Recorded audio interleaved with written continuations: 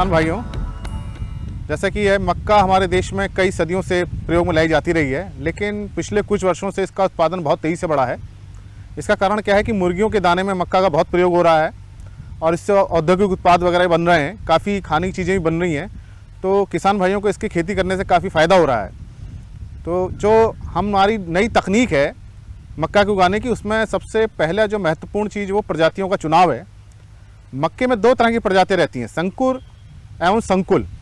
तो जो संकर मक्का है, जिसे हम हाइब्रिड कहते हैं, इसकी उत्पादन क्षमता ज़्यादा होती है। तो किसान भाई इससे 60 से 70 कुंटल प्रति हेक्टेयर आसानी से इसकी उपज ले सकते हैं अगर संकर किस्मों को बोएं। लेकिन इसका बीज हमेशा हर साल नया खरीदना पड़ता है। तो एक ये समस्या किसान भाइयों के साथ हो सकती है कि उन्हें हर साल थोड़ा पैसा खर्च करना पड़ेगा। और जो किसान भाई छोटे हैं, जो ज़्यादा पैसा खर्च नहीं कर सकते, उनके लिए संकुल किस्में, जिसको हम कंपोजिट कहते हैं, बहुत अच्छी होती हैं। इनकी उपज क्षमता 40 से 50 कुंटल प्रति हेक्टेयर रहती है और इनमें बीमारियां और कीटों का प्रकोप भी कम रहता है।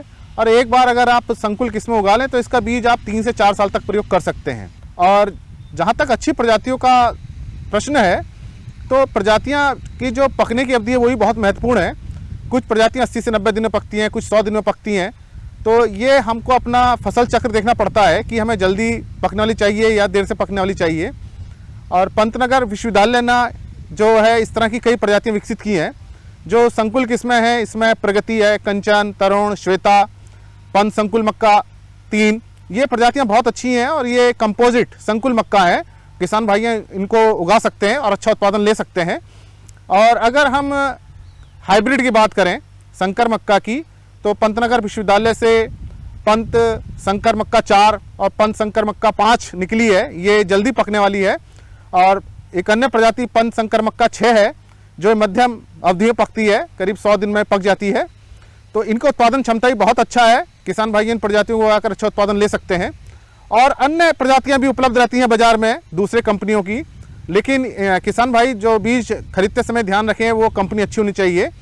और उसमें जो बीज की जो एक्सपायरी डेट हो वो ज़रूर देख लें कि वो बीज की एक्सपायरी डेट क्या है, क्योंकि अधिकांश ये होता है कि अगर बीज बिकता नहीं तो पुराना बीज बेच देते हैं, जिसमें अंकुरण क्षमता कम होती है।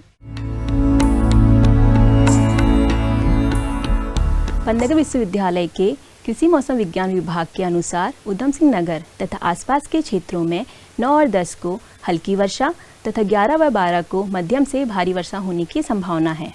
अधिकतम एवं न्यूनतम तापमान क्रमशः 30 से 32 डिग्री सेल्सियस तथा 24 से 25 डिग्री सेल्सियस रहने का अनुमान है। किसान भाई मौसम को ध्यान में रखते हुए कृषि कार्य करें, जैसे गन्ने व सब्जी वर्गीय फसलों से जल निकास की व्यवस्था करें तथा धान की रोपाई पूर्ण करें।